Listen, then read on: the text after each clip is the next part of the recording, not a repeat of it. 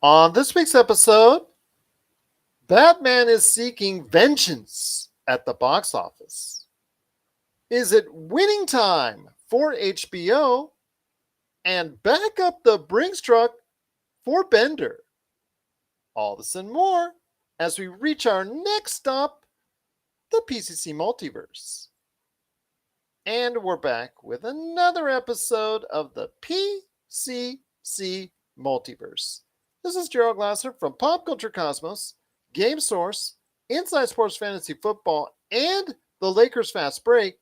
We truly appreciate everyone out there listening to all of our shows. And if you can, please give us a 5-star review wherever you get your podcasts. Plus, if you can like, share, subscribe, follow, or do anything that you can to support us right here at the Pop Culture Cosmos, popculturecosmos.com, Lakers Fast Break, Game Source, Inside Sports Fantasy Football, Vampires and Vitae, Whiskey and Wine, all the great things that we do at Pop Culture Cosmos, because we not only cover the latest news and trends in pop culture each and every day at Facebook at Pop Culture Cosmos, but you can catch the many videos that we have on Tabletop RPG Streaming, because we're the #1 Tabletop RPG streamer out there on Facebook. And if you can follow us, like us, share, or just tell a friend that loves pop culture about us here at the Pop Culture Cosmos, it is sincerely appreciated. But it wouldn't be a PCC Multiverse without my good friend. She is the mastermind behind Vampires and Vitae, and also Whiskey and Wine. In fact, we just had the latest episode of Whiskey and Wine just dropped yesterday. So please check that out today at Pop Culture Cosmos. Plus, Vampires and Vitae, wherever you get your podcast. Please share, like, subscribe that one, and also give her a 5-star review. It is my good friend. It is Melinda Barkhouse Ross. And Melinda, great to have you back. I know you took a week off. I did. The nerve. The nerve, but still great to have you back once again. Happy to be back. Well, I'll tell you what, you had to come back for Pattinson. I did. And variable pricing on those tickets. Yes, and we will be talking about the Batman and AMC's very interesting maneuver out there. Kind of not the time to do it for public relations, but they're looking to make the cha-ching, the money. So we'll talk about that here in a few minutes. Plus also as well, Peacock is looking to find any content that will connect with an audience, because they're still behind the 8 ball when it comes to getting in new subscribers. Will Joe versus Carol do it? Which is so funny because it's based off of, what went on with Tiger King, which is a documentary that was shown on Netflix, which is another streaming network. So we'll talk. Exactly the right time for the Tiger King. Yeah, exactly. So we'll talk about. Yeah, and we'll talk about Joe versus Carol coming up here, see if it's worth your time coming up here in a bit. Plus also as well, the first episode dropped of something I know Melinda has been waiting for, and that is Star Trek Picard. I saw the first episode, so I have some thoughts on Star Trek Picard. Plus, cha-ching, cha-ching, more money is coming someone's way as John DiMaggio. Did he finally commit to going ahead and reprising the role of Bender in Futurama as it comes back to Hulu? We're going to talk about that on the back end of the show. And Marvel makes an interesting maneuver in going home to Disney Plus with some of its Netflix shows. Why I am surprised about this maneuver and the sneaky little thing that they did to circumvent it. And also as well, will this lead to more adult, M-rated, and possibly a bigger picture with what they did in regards to them bringing in the Marvel shows to Disney Plus from Netflix as well. But first, my friend, you can't do like the Batfleck. You can't say like Keaton. I know it's just no catch name yet for maybe the Broodman, because he broods all the time from his days in Twilight. I don't know. There's just nothing really good yet. Yeah, that is very true. Well, yeah, because he's perfect for the role that way. I mean, like, gosh. Yeah. And he doesn't sparkle in this movie, as far as I know. Yeah, Batman Sparkle. I know that was the one that was tossed around, but it is Robert Pattinson. It is the Batman. It is now available in theaters worldwide. It's expected to do over $200 million in its first weekend worldwide. and I know a lot of people are liking what they're seeing. The reviews are solid. Right now, I believe it's 72 on Metacritic, with some very high marks and a couple low marks here and there, but most of them are right in the middle. It is a 3 hour long movie, just to let everyone know. So you're in for 3 hours, which I guess we're, as a society, we're a little bit more used to it because we've seen a lot of movies in the past decade or so ish, in that range. But Yeah. Melinda, before I go into the AMC variable pricing, which raised an eye for moviegoers everywhere, let me hear your initial thoughts as the Batman invades theaters. Well, okay. I haven't gone to the theater to see it yet. However, there is a friend of mine. Hi, Isaac. Isaac is a pretty tough critic. I'm not gonna lie to you about that. He's a tough guy to impress, and he's gone to see the Batman twice since it was Wow. released. Yeah, so there's something real good about that movie if he's gone twice. I trust his taste and his opinion implicitly, so I've got nothing but good feelings about this So movie. that's 6 hours already for him. Yeah, yeah, he's committed. He's committed indeed, and that's just on Thursday alone. That's the day before actually comes out, really, really in full wide release. Yeah, So that's good to hear that he likes it and enjoys it so much. I mean, we're hearing a lot of good feedback on it. A lot of people were kind of curious where this story was going to lead. This basically sets up, as director Matt Reeves calls it, Batman Year Two. This is not the initiation or how he becomes Batman or origin story on that. You've seen that 100 times. yeah, This is, he's already started to get into it. There's still a lot of refinement in the character and the Batman itself that needs to be made, but you're seeing the early days of the Batman, and I still think it's something that's very good to for everybody out there to go ahead and check out. It's still on the violent side.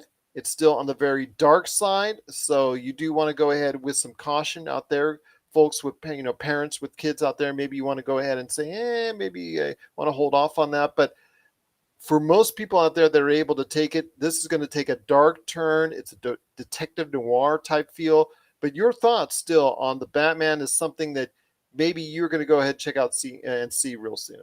yeah. I love a gritty kind of doing the wrong thing once in a while Batman. I love the He's anti-hero killing Batman. Like, in this yeah, movie. no, do it. Do it, Batman. Literally. Yep, do it. Do it, Batman. Because you know what? He's evolving as a superhero.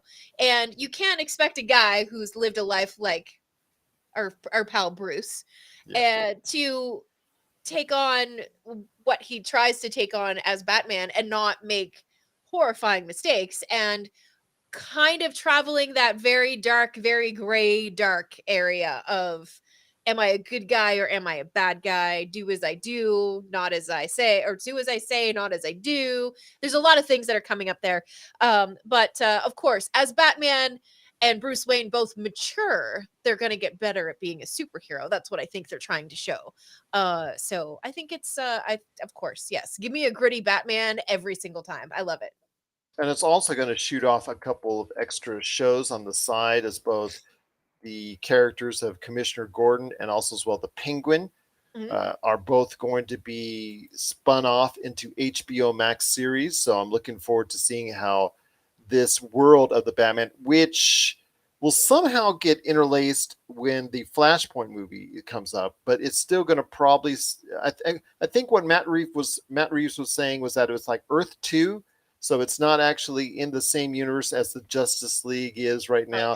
Okay. And Matt Reeves also indicated that it's not superhero based. You're not. He wants to try, I think, stay away from the Supermans or the Flashes or anybody else trying to go ahead and come into that environment that's not regular individual based. So I think that's something that he's going to try and stay away from, and we'll see how interesting that remains, because again, Flashpoint coming up later this year is going to be a movie that's going to try and retcon everything and try and straighten everything out for the DC universe going Right. forward. So it'd be Which it interesting. Well, I want to see how the Batman or Pattinson's version of the Batman will or will not interact with the rest of the DC universe. Yeah. Yeah. No, I'm excited because I'm I've always been rooting for DC. Marvel came in and was like, yes, we are superheroes all of the time and have all of the attention. And the DC movies have kind of like been squeaking along like a noisy tricycle. You know, like it's Not good. always having the same direction. Yeah, it's good and it's fun, but I'm not really clear on exactly what's supposed to be happening here. Yeah. So I think that hopefully this will give us an opportunity to let DC shine a little bit more. No, I hope so, because I still see this as going to be a very successful movie. Again, Yeah. they're predicting right around 200 to 225 million right out of the get go worldwide in its first weekend of release. This is something that I think a lot of theater goers are going to be very excited to go ahead and see. And the theater owners, the theater companies, and the theater chains, they're looking forward to it as well as a major boost, seeing how Uncharted is the only real hit for this year outside of Spider-Man. The residuals over this year, what movies have been successful so far.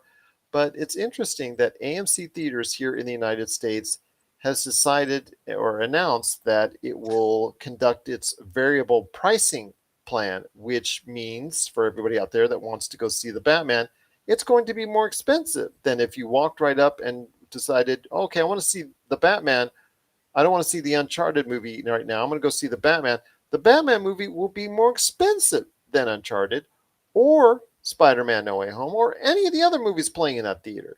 Yeah. Your thoughts on this variable pricing, quote unquote, that is making a lot of people upset?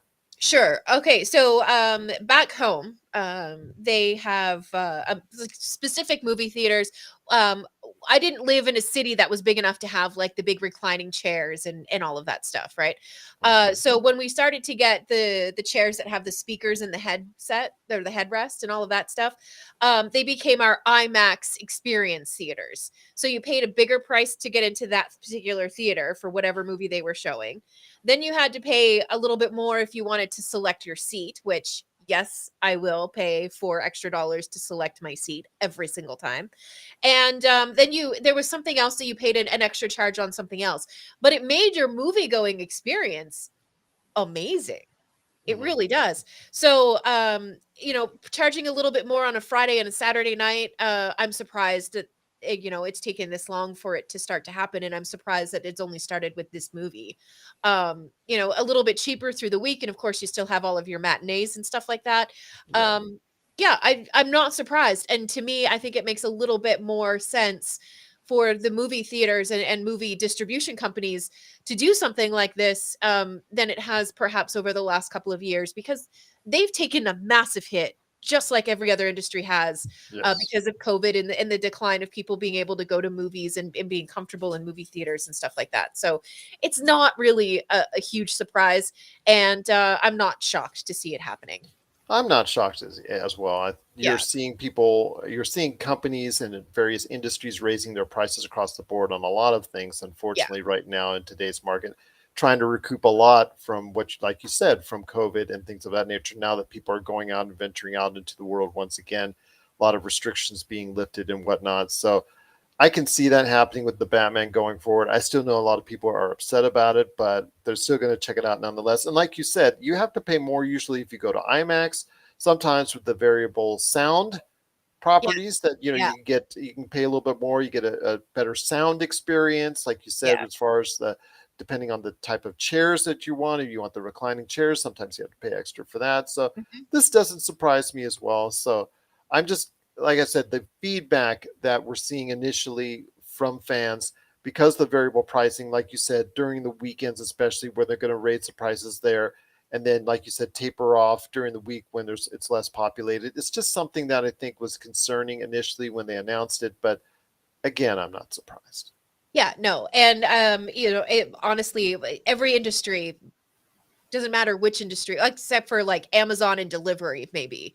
Most industries are trying to find different ways to kind of recoup what they've lost over the last couple of years. So I think they're just the first to try it, and they just happen to be trying it with a very much anticipated movie. So that also makes correct business sense as far as I can tell, not having business experience myself, but having been in sort of like an entertainment adjacent business for a long time.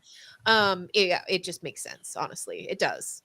One last thing I want to ask you when it comes to the Batman for this week, and that Yes. is obviously in the past few years, DC has had mixed results with a lot of its movies. I mean, they've found success with Aquaman, they found success with Wonder Woman.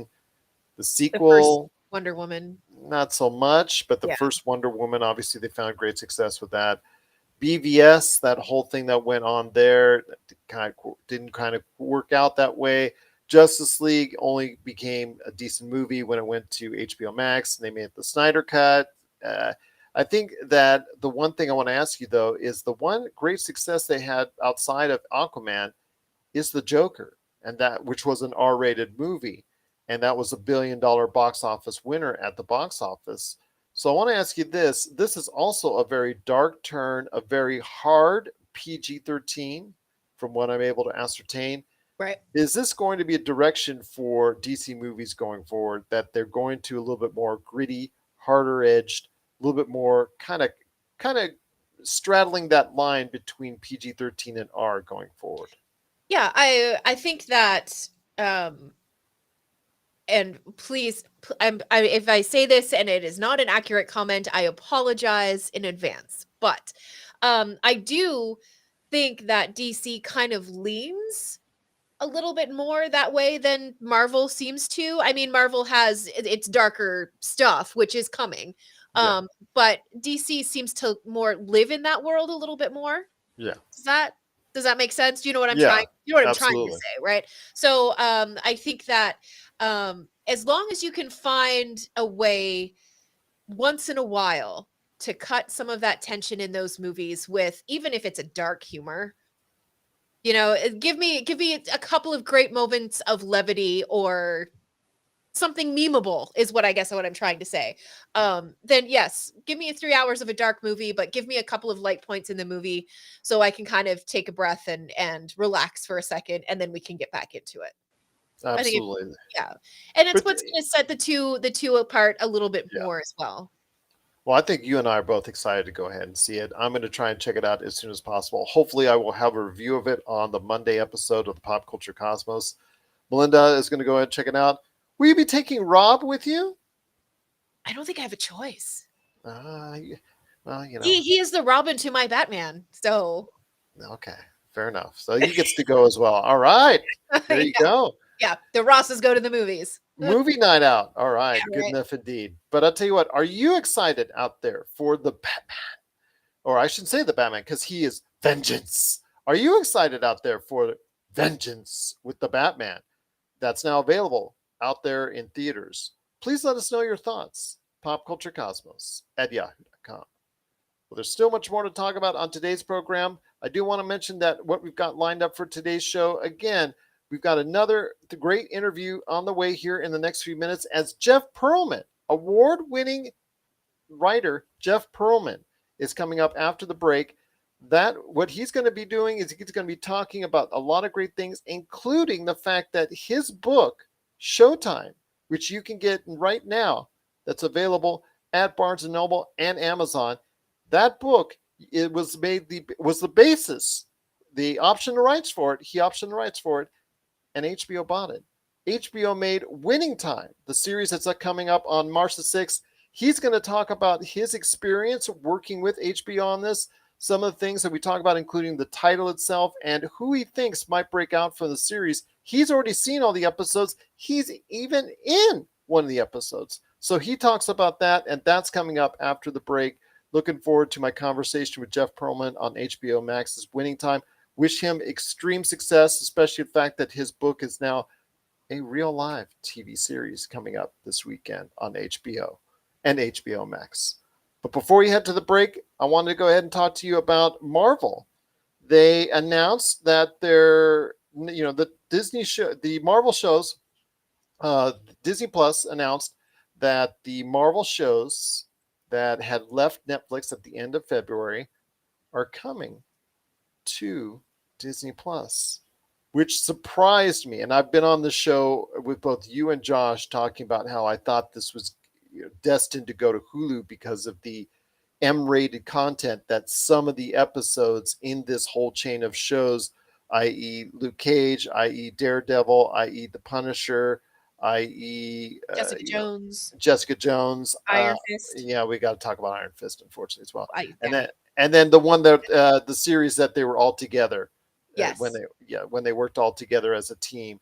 Yeah, those shows are coming to surprisingly in whole to Disney Plus. Did this surprise you? Because it sure surprised me.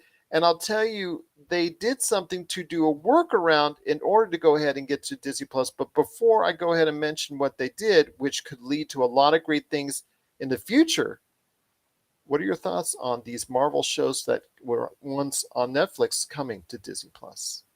Uh, Along with Agents of S.H.I.E.L.D., I wanted to add as well. Right. Okay. So if Gerald, I mean, we've talked about it a lot, and I think that it's going to happen. I think that Disney Plus is just going to absorb Hulu. And when you open up your Disney Plus app, you're going to select Disney Plus or you're going to select Hulu. Been saying that for a while. You have been, and all credit to you, man, because the way that things appear to be going and the way that all of this Marvel stuff and Star Wars stuff it has been coming out, and the ratings are getting more and more mature all the time. I really do think that that is eventually what's going to happen. Well, you know what's done it for me, and again, we'll talk about this here, how they're going to be able to circumvent that, because Disney Plus is they've tried to shy away from all this as far as putting any questionable content out there, simply because of the fact that it's got the Disney on the marquee, and they wouldn't want to, in the past, go ahead and taint that with some gritty stuff, like let's say for the Batman, for instance, or the Joker, like we talked about on the previous segment, that they wouldn't. Now, mind you, that's DC. I was just using as an example, but they before we go into why, I think a lot of the problems stem from the fact is they don't have consistent output on content. As soon as the Book of Boba Fett, aka the Book of Sloba Fett, ended, you still chuckle at that. I will for the rest of my life. As soon as that ended, remember, I was talking again about a 6-week gap between series, between that and Moon Knight. And the only thing that you have coming up really is Turning Red, which is obviously something that's great. I'm going to check that out. And I know my friend that works at Pixar is really excited to have this showcased off to the Disney Plus audience. But that is a movie 2 hours for one day. And you can only watch Encanto and so many times before people get tired. Excuse you? Well, my daughters have seen it 4 times. I've seen it once. Always seems to be on. We won't talk about Bruno, however. But I will talk about how many times I've watched The Emperor's New Groove and Hercules. Yes, well, you say that almost every week. Many times. Yes. But I know Encanto's done really well on Disney Plus. But I wanted to ask you this. I mean, before we get into the sneaky little thing that they've done that could set them up going forward, which I think ultimately leads to what you're talking about, it's just, to me, it seems very, it seemed like it hit them right there. They said, okay, what do we do now? We don't have anything lined up for 6 weeks. And that in streaming marketplace right now, that's a death knell. Yeah, that's like subscribers just leaving in droves. And is that something that you think that stuck out to them? It's like, hey, we need content and we need it badly. I think so. I mean, nobody who is an executive in any kind of way at Disney is a dum-dum. No. So I'm sure that they saw the gap and were like, we're going to have to do something here. Yeah. Like circled those 6 weeks on a calendar on a wall and was like, I need to get some people on this.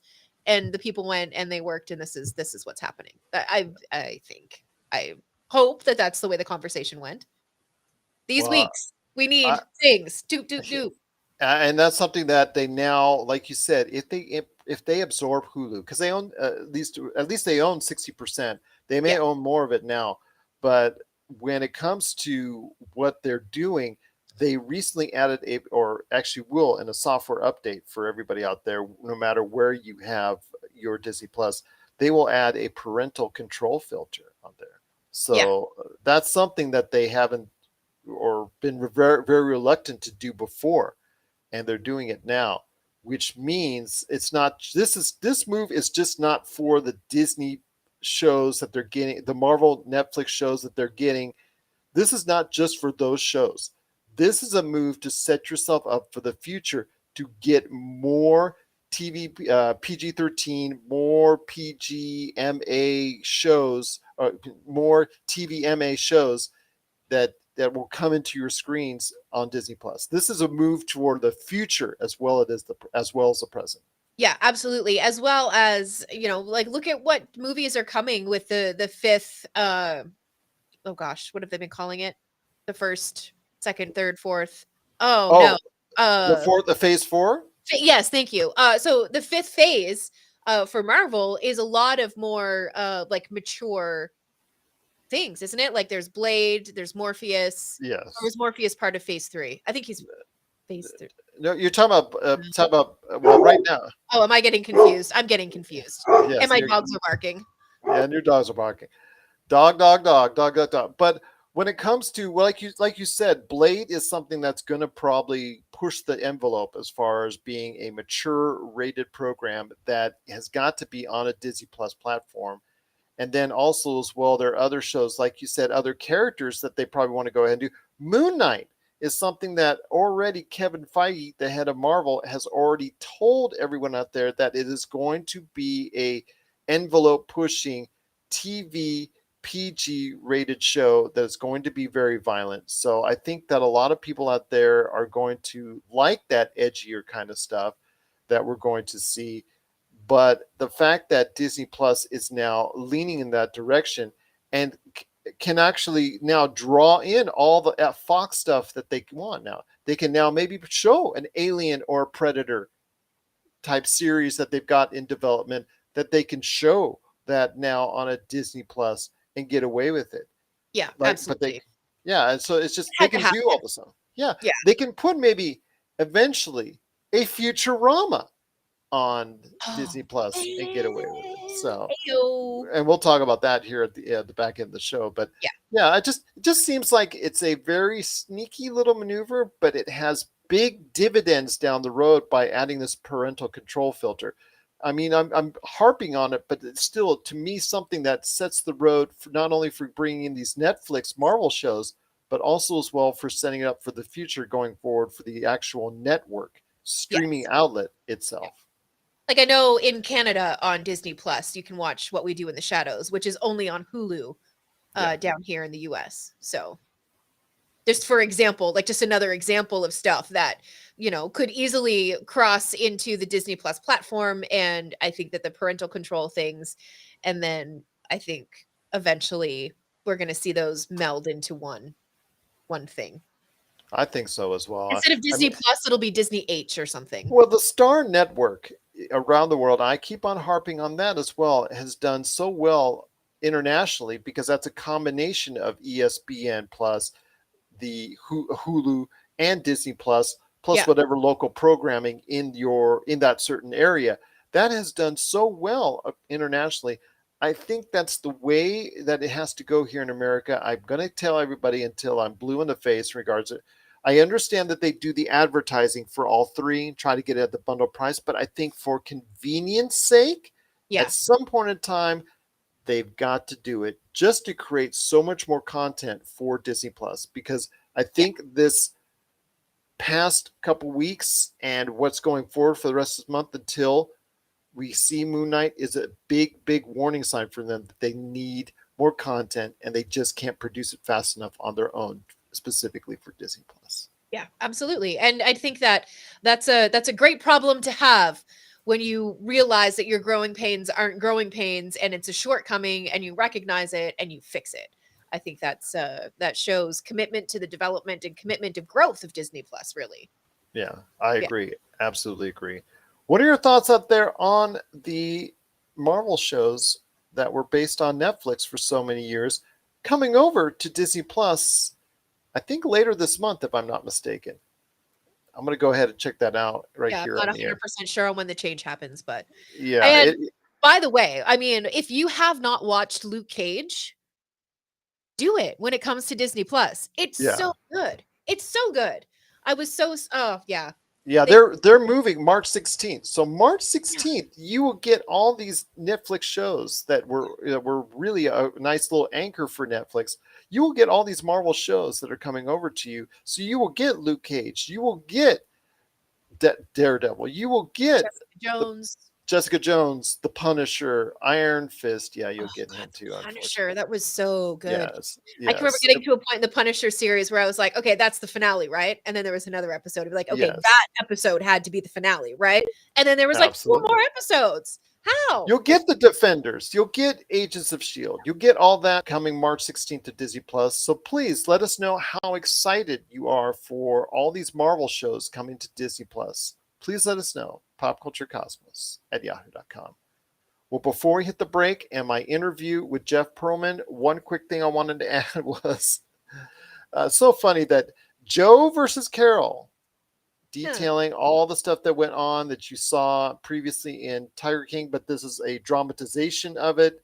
This is a movie that's actually a series that's come out with Kate McKinnon, starring her from SNL, playing the role of Carol. And I don't know, it just seems to me that this is a reach for what we've seen this is a reach for Peacock. Peacock is a struggling network trying to get in new eyes, new subscribers, trying to go off of something that really captured our attention 2 years ago. And I really don't think it's going to get it done. It looks so bad. It Also, does. also, do you need to dramatize the Tiger King? Wasn't there enough drama in the show as it was? Yeah, I and I know you that saw what drama happened with Tiger King. You saw what happened with Tiger King 2. That flopped. That was, that was just unfortunately something that people didn't yeah, want to come back to, and it was so bad. yeah, And now you want to go ahead and make a drama out of it, and that's yeah, something that I think that's going to be very disappointing as a TV series. This to me reeks of desperation by Peacock as a yes. network which really just can't find itself as far as what it needs to go ahead and do. Content, it just doesn't seem to have content that lasts or sticks with a large audience. I mean, when most of your subscribers are still for the free kind, they're still free Yeah. subscribing to it. That's the problem right there for you. But again, it's Joe versus Carol, with Kate McKinnon playing the role of Carol Baskin.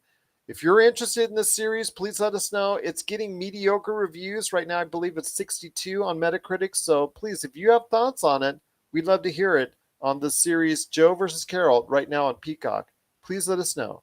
popculturecosmos@yahoo.com. Well, coming up after the break, as I mentioned before, we're really excited to present award-winning author Jeff Perlman. His book, Showtime, is now an HBO series coming this weekend called Winning Time, covering the dynasty of the Los Angeles Lakers in the 1980s, both on and off the court. Ooh, the scandal. Yes, the scandal indeed. So he's going to be talking about his thoughts on the series, who he thinks will be a breakout star for the series, and also his time working on the series itself. So he goes, and his excitement for the series itself. So he's going to talk about that coming after the break. And then at the back end of the show, Melinda and I are going to be mentioning real quick Star Trek Picard and Bendergate is finally over. Yay! Hooray! We'll go ahead and talk more about that at the back end of the show. This is the PCC Multiverse. It's funny. Trying to keep that composure there. I understand. I know how excited you are. I am excited indeed. But you're a bigger fan than I am of Futurama. I faithfully watched Futurama for a lot of years. I've I've watched seen about so much of 20 it. some odd episodes, I Oh gosh. think. Yeah. It's such a smart show. Is it too high? Was it too highbrow, do you think? That's why it never really clicked with a large No, enough because the audience? people that it clicked with obviously are still very passionate fans of the show. So But I then don't think again, Firefly has done the same thing, and yeah. yeah, I don't think it's that because it was canceled and it was brought back and it was canceled and it was brought back Yeah. and it was canceled and it was But it's brought back. never found the large audience that it needs to sustain itself like all those other long-lasting animated shows. Sure, yeah, but no, I just I find it very smart and very it's punchy, it's quick. I I like it. love I like the show itself too. yeah, Absolutely. I adore Bender. I think he's hysterical, if not horrible, Well, which is what? part of his charm, I suppose. Well, we're giving this extra for our video viewers, so we want to go ahead and we'll talk about here in a sec. So let's go ahead and start back up. Go for it. And we're back with the show. It's the PCC Multiverse. Want to thank so much Jeff Perlman for stopping by talking about HBO's Winning Time. Please go ahead and get his great Lakers books today. Three Ring Circus, and of course Showtime, which the series is based off of, wherever you get your books. Plus, also as well, you can check out what he's doing as far as his books, both upcoming and his entire library of books that he's written today at jeffperlman.com. And for us, make sure you go ahead and check us out each and every day at Pop Culture Cosmos on Facebook. We are the #1 tabletop RPG streamer, Vampires and Vitae. Go Vamp, Vamp, Vamp, Vamp, Vamp. What do you got planned right now for people out there to check up on the latest episode of V&V? Oh my. Well, we had a huge showdown with some hunters in last Sunday's live stream. So I'm gonna put the finishing touches on the edit once we're finished here tonight, Gerald. And that'll be ready to go tomorrow morning, 6 o'clock Eastern time. Gotta get it so you can have it to listen to on your way to work. And you can check out Vampires and Vitae live on Facebook at Pop Culture Cosmos, Vampires and Vitae. Please follow them on social media and check out their podcasts each and every week. Vampires and Vitae, indeed. Also, Peacock. I mean, we have 62 episodes that you could just go ahead and make a show out of. All the content they can get. I mean, it would be fun. They also have over 500 episodes of the Pop Culture Cosmos and PCC Multiverse they can have as well. Yeah, it's all there. I mean, there's 2 entire arcs of the first season of Vampires and Vitae that no one has ever seen or heard. I'll have Universal come knocking on your door. There it is. There it is. But before we head on out, Melinda, a couple quick notes to go ahead and drop on you before we head on out. Wanted to go ahead and mention that I watched Star Trek Picard because you and I have had this discussion before on STP that I thought the first season was kind of uneven and you absolutely loved it. Well, I will say, without putting out any spoilers this time around, because I usually am the spoiler guy, that it is headed in the right direction. Of course, because everybody's already seen the poster, and I'm sure everybody's already seen the trailer that we posted already on the Pop Culture Cosmos, that Q makes an appearance. So man. He is obviously going to play a major role. Whoopi Goldberg has already been advertised. She got as Guinan once again, reprising that role. She makes an appearance. Loved the day that Patrick Stewart was on The View and he personally asked her if she would come back and play Guinan. Yes. It was such a lovely moment. Like, I teared up a little bit. I got emotional. I really did. She is back and she is in the episode. But yes, I think it starts off on a much better note. It is a very familiar note for longtime viewers of Star Trek episodes. It is really hard for Star Trek to differentiate itself now because they have, over 500 episodes of all their shows that are out there. So it's really hard to go ahead and do something different per se. So this feels a little bit more familiar. And I think that's a good move this time around to go ahead and start off on season 2. Yeah, I agree. And, as we've speculated, we'll probably get 3 seasons. Pure speculation. Just because, Patrick Stewart, this is his love letter. Yeah, this is the love letter to Captain Picard from Patrick Stewart. That's kind of how I've looked at it. It's also, I think, his love letter to Next Generation fans, who have been looking for a whole lot. And when you watch the documentary that William Shatner did called The Captains, and you hear Patrick Stewart's point of view on what it was to play Captain Picard. It really does kind of bring you this sense of closure for Patrick Stewart and finally saying goodbye to this huge character that he played for so long. I think it's a beautiful thing. I love it. Well, I'm looking forward to now the rest of season 2 of Star Trek Picard on Paramount Plus. I know you, as a humongous Star Trek fan, is going to check out the season as well. Again, to me, it's heading in a much better direction than season 1. Plus, they make some tweaks and changes and some things that they kind of like erased out from season one, directions that I don't think a lot of people were satisfied with. They kind Right. of erased a little bit of that in the first episode. So I'm excited for Star Trek Picard. If you are excited to see where Jean-Luc Picard is headed next in this season, please let us know. popculturecosmos@yahoo.com. Well, last but certainly not least on today's agenda for today, cha-ching, back up the money truck, Oh man. because John DiMaggio holding out the voice of Bender in the reprisal of Futurama. Everybody else had agreed, but he wanted to hold out because it was about money, money, money, money. And he made it a big PR thing. He made it a big social networking thing. He made Sure he it did. big. Yeah. And you know what? His crying and whining about trying to get more money was well deserved. Yep. Was well earned. And you know what? He got the money he deserved and earned as he signed and committed to the upcoming season that they're redoing this revamped version of Futurama once again. Your thoughts on this revival now that's going forward with the actual Bender character in play, with the actual voice actor behind it. Your thoughts on Futurama going forward? Yeah, I'm just trying to look at what other characters John DiMaggio voices.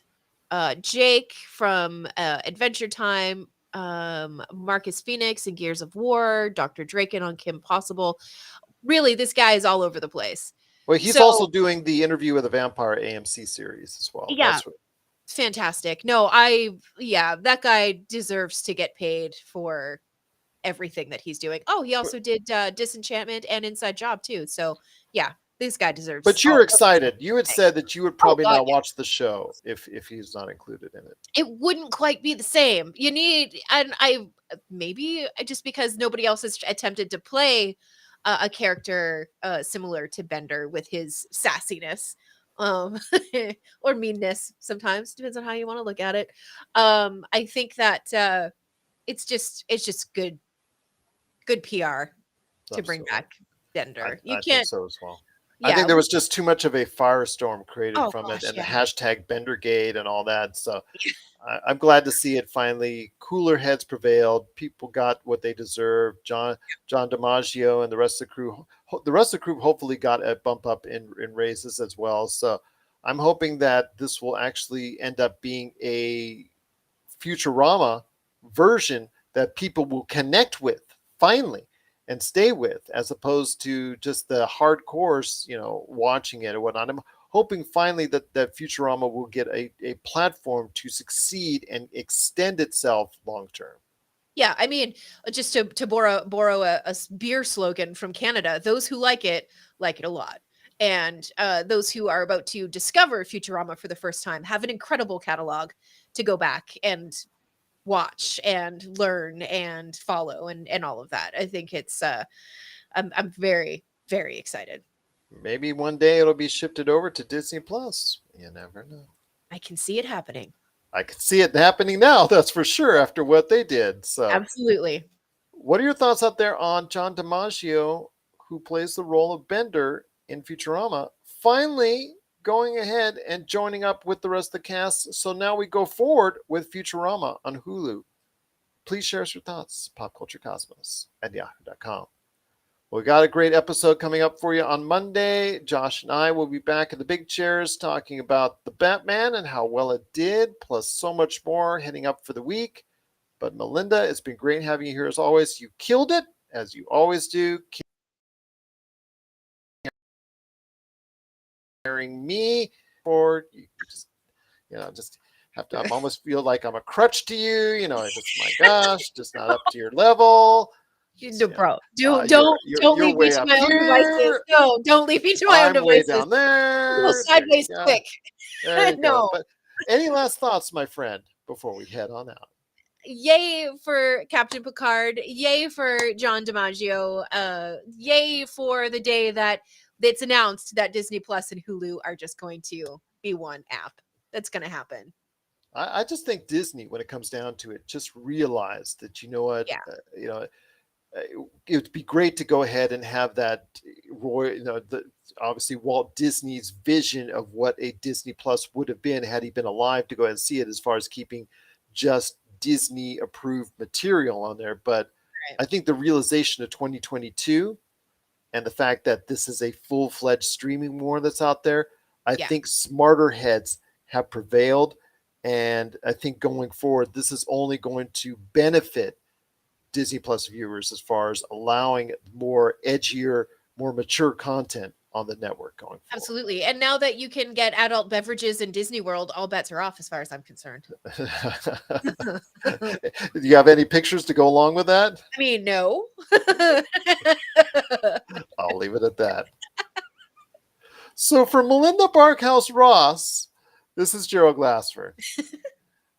It's another beautiful day in paradise right here in the PCC Multiverse. We thank you for listening. And here's hoping you have yourself a great day. You sure you don't have any pictures on there? Just be like all over, like right there in your Tomorrowland. Just like, I stayed away from the teacups. Let's just put it that way. Well, you know what? I'm that way after when I drink those green drinks at the Marvel place. So, that's how my Fair life enough. is. Fair enough. Yes. Have a good one, everyone. Thanks for watching.